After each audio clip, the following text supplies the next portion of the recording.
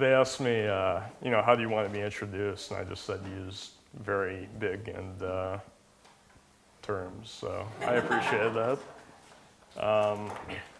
I'm curious, how many of you guys are actually current philosophy majors, not alumni? We got 3 here, 4, 5, 6. Oh, okay. I feel like I'm speaking to the choir a little bit. We got mostly alums, so a little bit grounded. All right. So my name is Harry Youngvorst. I'm going to take off my name tag. I don't want to look stupid for YouTube. I graduated in 2010 with a major in philosophy and a minor in computer science. Since then, I've done a complete 180 in terms of career path. I became first an emergency medical technician a few years back. And then a few years after that, I recently became a registered nurse and currently practice as a registered nurse. So I regret I saw in the earlier session, we actually had a talk that was something about the emergency department. I'm sad I missed that. That sounded interesting. I'm glad there's a fellow philosophy alum that's also gone into medicine. Anyway, I'm calling my talk today The Great Adjunct for a very specific reason. I know it's not on your schedule because I do everything at the last minute, and I did not have a title at that time. I was just writing this last night. But I'm calling it The Great Adjunct. And that's because I believe philosophy's proper role in education and life is that of a supplement. I want to be a bit pedantic for a few seconds here, and I think I'm in good company to be pedantic. And I want to talk a little bit, just mention a guy called Benjamin Bloom, who was a psychologist back in the 1950s who developed a framework for education. And it's not called Bloom's taxonomy. Bloom's taxonomy was a system of educational goals which could be classified based on their outcomes. And I only know it based on the modern example, which I experienced and trained to be a nurse, used by an organization called QSEN, which stands for Quality and Safety Education for Nurses. And they base outcomes on a knowledge, skills, and attitude system. So it's kind of a tripartite method for thinking about education.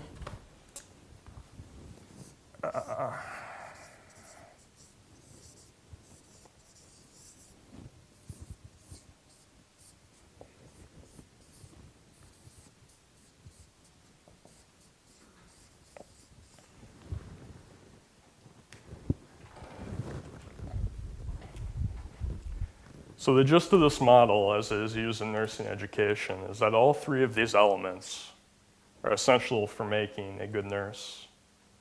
Not only must the nurse have the requisite knowledge and skills to do the job, but they also must have the attitudes of a nurse. So this can be applied to many different professions. You can think a physician needs the knowledge and skills of a physician, but also the attitude required for medicine. You could say a civil engineer also has to have a certain set of attitudes. And this model has always seemed a little bit shaky to me. I mean, you can easily define the skills and attitudes required for a profession, but how do you define, or the knowledge and skills, but how do you define the attitudes required for a profession? Seems to get a little thought policey to me in the end. But I don't think it's totally unwarranted to expect certain professionals to have certain attitudes in their day-to-day life.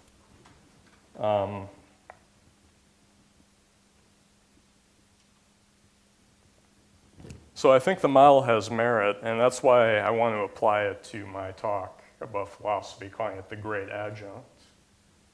Because I think ultimately, when one person trains in philosophy, what are you getting in your education? I think it's mainly training in attitudes. To some extent, you're training your knowledge skills. You're training how to think, as everyone always says, philosophy trains you how to think, right? And to some extent, you're getting academic-based skills, research skills. But mainly, it's the attitudes that you're receiving. And I think this is philosophy's greatest strength and also its greatest weakness. To go back to the talk that Dean Curtin was giving over the lunch period, he said he went to graduate school in philosophy, but he came to Gustavus and he still felt lost. And he had to go to India to discover himself, and now maybe he's finally accomplished that goal, right? So perhaps he had some of the attitudes that were built up by his long education in philosophy, but he still needed more. And that's why I'm coming back to this great adjunct, and that philosophy pairs great with many things, but by itself, philosophy doesn't get you very far.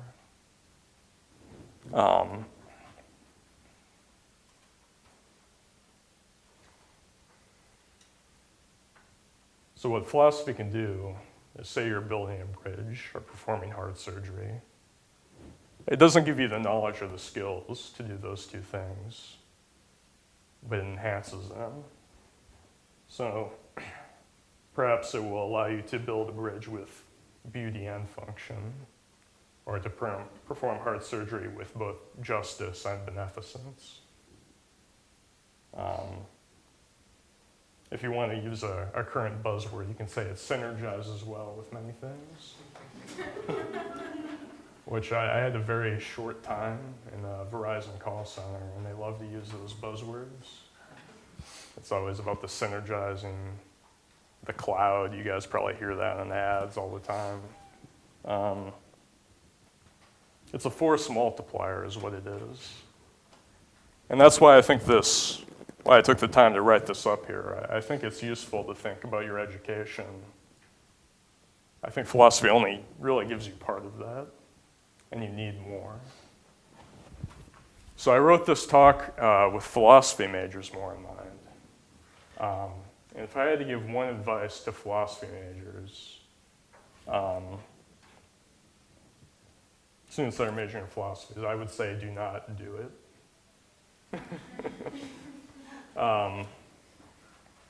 Don't major in philosophy, or don't major in only philosophy. Philosophy is a great and worthy endeavor, and a wonderful subject to study, but, and this is the important part, don't make it your only academic endeavor. At the very least, do a double major with philosophy and something else. Or if that's not too feasible, do a major, and I would say a minor in philosophy complements just about anything. But as I experienced, when I graduated, it was 2010. I know some of you were in the same range as me. During perhaps the height of one of the greatest recessions in American history since the Great Depression. And it was not a good time for job seekers. And I can't say what the future will bring, and no one can say what it will bring. But don't leave college without something you can market and a skill, a profession you can move into. Because you will work a minimum wage job, and it will suck.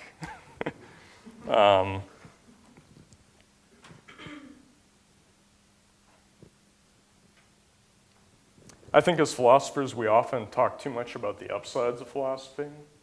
And there are quite a few, I will admit. I'm not anti-philosophy.